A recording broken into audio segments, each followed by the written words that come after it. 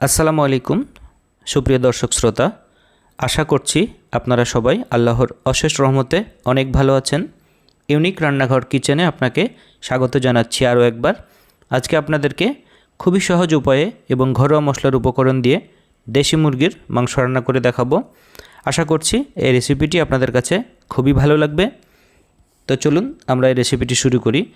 রেসিপির শুরুতেই প্রথমে আমরা এখানে 4টি সাদা এলাচ দিয়ে দিলাম, আর দিয়ে দিচ্ছি একটি বড় এলাচ বা কালো এলাচ, আর দিয়ে দিলাম আধা চা চামচ পরিমাণে লবঙ্গ, আর দিয়ে দিতে হবে দুটো মাঝারি সাইজের দারুচিনি, আর দিয়ে দিলাম আমি 4টি শুকনো মরিচ। এগুলোকে না টেলে আমি গুঁড়ো করে রাখবো, যেটা রান্নায় পরবর্তীতে ব্যবহার করব। এখন চুলো একটি ফ্রাই প্যান বসিয়ে দিয়ে এখানে পরিমাণ মতো সরিষার তেল দিয়ে দিলাম। এরপরে তেল যখন হালকাভাবে গরম হয়ে আসবে তখন আমি এখানে দিয়ে দেবো 2টো শুকনো মরিচ। এরপরে দিয়ে দিতে হবে একটি বড় এলাচ বা কালো এলাচ, আর দিয়ে দেবো 4টি সাদা এলাচ। আমি এর মুখটাকে সামান্য ফাটিয়ে দিচ্ছি। এরপরে দিয়ে দিতে হবে 2টো ছোটো সাইজের দারুচিনি আর 2টো তেজপাতা। আমি চুলোর আঁচ একদম লো ফ্লেমে রেখে এগুলোকে হালকা করে টেলে নেব, তাহলে তেলের মধ্যে অনেক সুন্দর একটি সুঘ্রাণ চলে আসবে। এরপরে আমরা এখানে পেঁয়াজ দিয়ে দেব। আমি এখানে আজকে প্রায় 1 কেজি মুরগির মাংস রান্না করার জন্য 200 গ্রাম মতো পেঁয়াজ দিয়েছি। এগুলোকে আমি হালকা ব্রাউন কালার করে ভেজে নিয়েছি। এগুলো যখন ঠিক এইরকম করে ভাজা হয়ে যাবে তখন আমি এখানে দিয়ে দেবো রঙের জন্য 1 চা চামচ হলুদ গুঁড়ো, আর দিয়ে দেবো 2 চা চামচ পরিমাণে লাল মরিচের গুঁড়ো, আর দিয়ে দিতে হবে 1 চা চামচ ধনিয়া গুঁড়ো। এরপরে দিয়ে দেবো 1 চা চামচ জিরে গুঁড়ো, আর দিয়ে দিতে হবে স্বাদ মতো লবণ। আমি এখানে 1 কেজি মাংসের জন্য 2 চা চামচ লবণ দিয়েছি। আপনারা এটা আপনাদের স্বাদ অনুযায়ী একটু কমিয়ে বা বাড়িয়ে নিতে পারেন। এরপরে দিয়ে দিলাম 1 চা চামচ রসুন বাটা, আর দিয়ে দেব 1 চা চামচ আদা বাটা। আর এখানে সামান্য পরিমাণে আমি পানি দিয়ে দিচ্ছি যেন মশলাগুলো জ্বলে না যায়। এরপরে চুলোর আঁচ মিডিয়াম লো ফ্লেমে রেখে আমি এটাকে ভালো করে কষিয়ে নিচ্ছি। আমি এটাকে এখন ঢাকনা দিয়ে প্রায় 5 মিনিটের জন্য রেখে দিচ্ছি। 5 মিনিট পরে আমরা ঢাকনা খুলে এটাকে আবারও খুব ভালো করে নেড়ে দেব। আমি 5 মিনিট পরে এটাকে ঢাকনা খুলে খুব ভালো করে নেড়ে দিচ্ছি যেন মশলাগুলো খুব ভালোভাবে কষানো হয়ে যায়। এখন কষানো মশলার সঙ্গে আমি মুরগির মাংস অ্যাড করে দেব। মাংসগুলোকে রেগুলার সাইজ করে কেটে নিয়েছি, আর রানগুলোকে ঠিক এরকম করে একটু করে কেটে দিয়েছি যেন এর মধ্যে খুব ভালোভাবে তেল মশলা ঢুকতে পারে। আর এখন এই পর্যায়ে আমরা মাংসগুলোকে কষানো মশলার সঙ্গে খুব ভালো করে মিক্স করে দিতে হবে।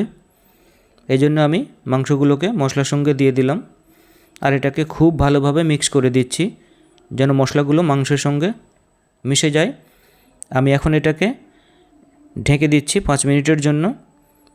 5 মিনিট পরে আমরা ফিরে আসছি।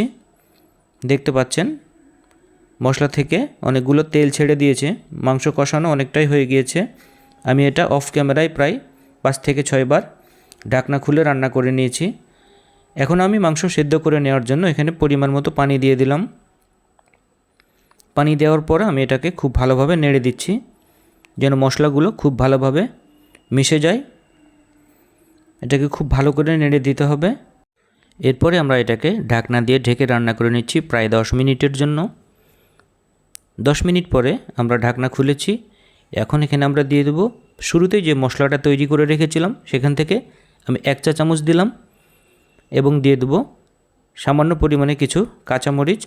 কাঁচামরিচটা এমত অবস্থায় দিলে অনেক সুন্দর একটা ফ্লেভার চলে আসে, এবং অতিরিক্ত যে কড়া ঝাল সেটা কিন্তু হয় না। তাই আপনারা চেষ্টা করবেন এমত অবস্থায় কাঁচামরিচটা দেওয়ার জন্য। এবং এটাকে আমি শেষবারের জন্য ঢাকনা দিয়ে ঢেকে রান্না করে নিয়েছি প্রায় 10 মিনিট। 10 মিনিট পরে আপনারা এটা ঢাকনা খুলে দেখিয়ে দিচ্ছি। আমার রান্না প্রায় শেষের দিকে, আর এটাকে আমি হালকা করে নেড়ে দিচ্ছি। আর এই পর্যায়ে আমার রান্না কিন্তু একদম কমপ্লিট। এখন এটা আপনাদেরকে সার্ভ করে দেখিয়ে দেওয়ার পালা। দেখতে পাচ্ছেন আমার আজকের দেশি মুরগির মাংস কত সহজে ঘরোয়া মশলার উপকরণ দিয়ে তৈরি হয়ে গেল। আপনারা অবশ্যই বাসায় এইভাবে ট্রাই করবেন এবং অবশ্যই আমাকে আমার কমেন্ট বক্সে জানিয়ে দেবেন। আর ফাইনালি আপনারা এটা দেখে বুঝতেই পারছেন এটা কতটা টেস্টি হতে পারে এবং এর স্বাদটা কোন লেভেলের হতে পারে। জাস্ট গরম ভাতের সঙ্গে এইরকম দেশি মুরগির মাংস থাকে তাহলে তো আর কিছুই লাগবে না। আমি চেষ্টা করেছি আজকের এই রেসিপিটি খুবই সহজ এবং ঘরোয়া মশলার উপকরণ দিয়ে তৈরি করে দেখানোর জন্য। আমি আশা করছি আজকের এই রেসিপিটি আপনাদের কাছে খুবই ভালো লেগেছে। আজকে আর কথা না বাড়িয়ে বিদায় নিচ্ছি। দেখা হবে আবারও সামনের সহজ কোনো রেসিপি নিয়ে। ততক্ষণ পর্যন্ত আপনারা ভালো থাকবেন, সুস্থ থাকবেন এই কামনা করছি। খোদা হাফেজ।